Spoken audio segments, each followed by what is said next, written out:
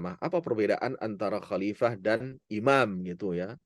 Saya kutip pernyataan Tabrasi ya, al-khalifah wal imam wahid. Tabrasi mengatakan khalifah dan imam itu sama saja ya, sami mawan illa anna bainahuma farqan. Fal khalifatu man istakhlafa fil amri makana man kan. Ya. Kalau khalifah itu kecenderungannya adalah seorang yang menggantikan posisi seorang yang menjabat sebelumnya ya. Fahuwa ma'khudun min annahu khalafa ghairah wa qama maqamah. Ya karena memang dari kata khalaf itu adalah yang datang belakangan gitu. Berbeda dengan wal imam ma'khudun minat taqaddum. Kalau imam itu identik dengan eh, seseorang yang berada di depan, di muka ya. Dari kata amama, amama imam ya. Amama imam sehingga yang di depan itu disebut sebagai imam.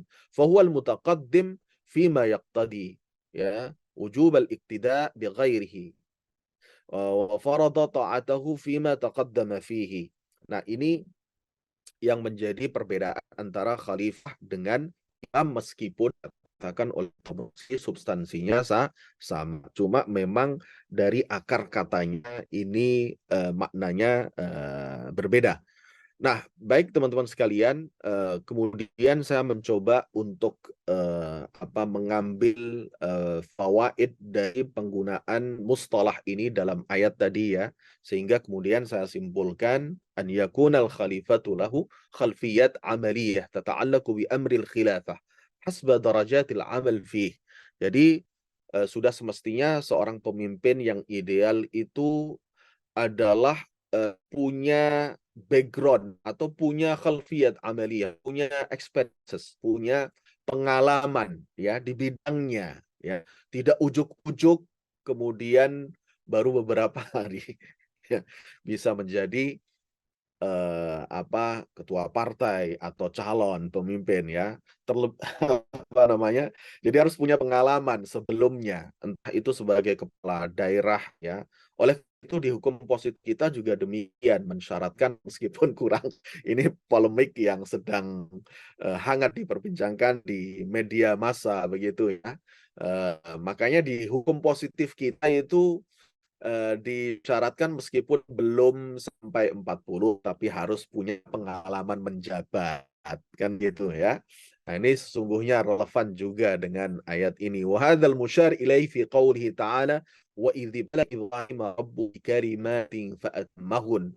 Jadi Allah juga menguji Nabi Ibrahim alaihissalam sebelum beliau didaulat sebagai imam oleh Allah azza wa jal.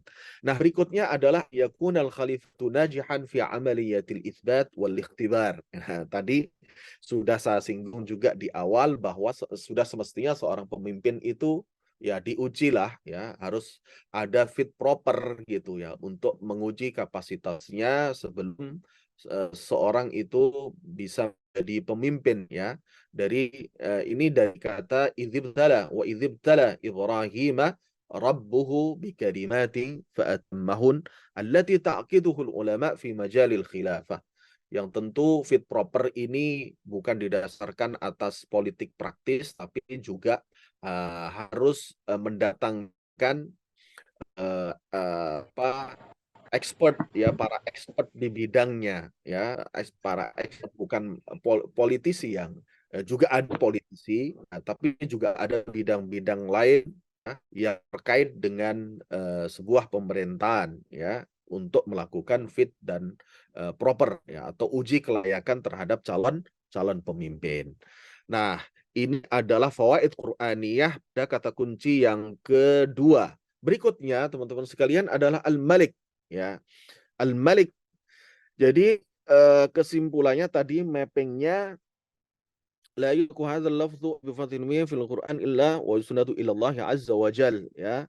Nah, kata Malik ini hanya ada dua yang terkait dengan tema kita, yakni pada surat Al-Baqarah 246 dan 247 tentang kisah Talut ya. Jadi Allah qad ba'atha lakum Taluta malika. innallaha qad ba'atha lakum taluta malika wa qala lahum nabiyuhum innallaha qad ba'atha lakum taluta malika. Nah, kata ini qalu anna yakunu lahul mulku alaina, ya, digugat oleh Bani Israel ya ketika dikirim Talut gitu ya. Bagaimana mungkin Talut itu menjadi katakanlah pemimpin kami, wa nahnu ahaqqu bil mulki minhu. Mereka merasa bahwa mereka lebih pantas untuk dijadikan pemimpin daripada Talut, walam yu'ta sa'atan minal mal. Nah, ini ngelihatnya dari sisi kapasitas uang saja ya, kapasitas uang saja. Kemudian Allah jelaskan innallaha astafahu alaikum wa zadahu bastatan ilmi jism. Nah, ini dua hal yang kemudian saya coba simpulkan sebagai karakteristik pemimpin yang ideal itu seperti apa. Sehingga saya utarakan fawaid Qur'aniyah an yakunal malik aliman bima ya'allaqu bi umuril mulkah atau malikah.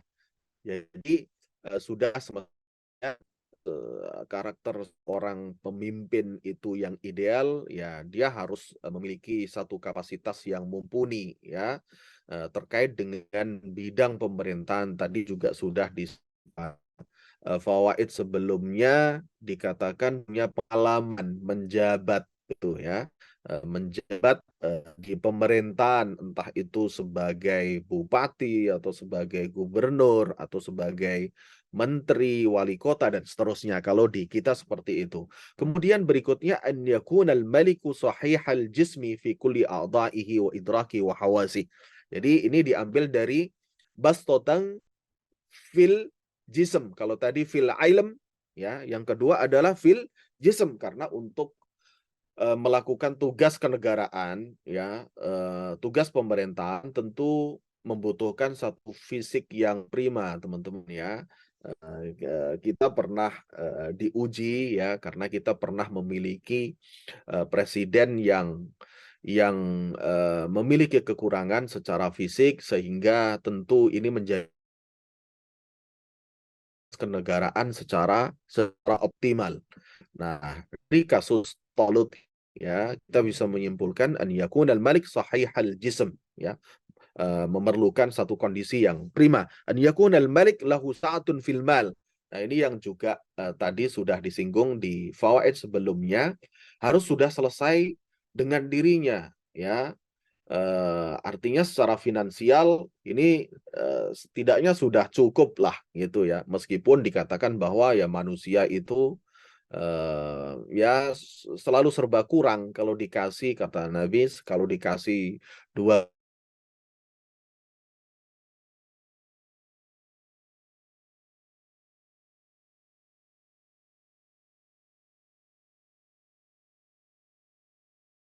finansial ya, au alal aqal lahu wasail ya, atau setidaknya dia memiliki akses ya, memiliki kalaupun tidak punya sendiri, setidaknya dia memiliki akses untuk kemudian yusalu biha ila masadir maliyatin.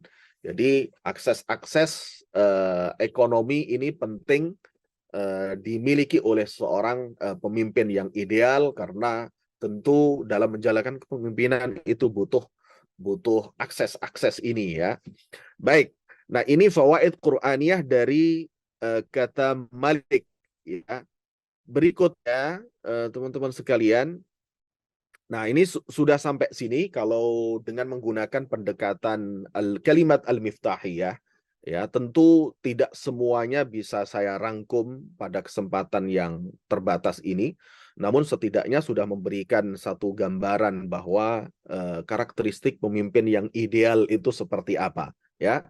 Nah, baik, dengan pendekatan yang lain min siyakil kalam ya, saya ingin mengutarakan dua ayat di sini. Yang pertama adalah satu ayat yang sempat menjadi polemik yang sangat heboh ya pada masanya ya, Al-Maidah 51, dan kemudian juga la yattakhidil mu'minuna al-kafirina awliya'a min dunil mu'minin.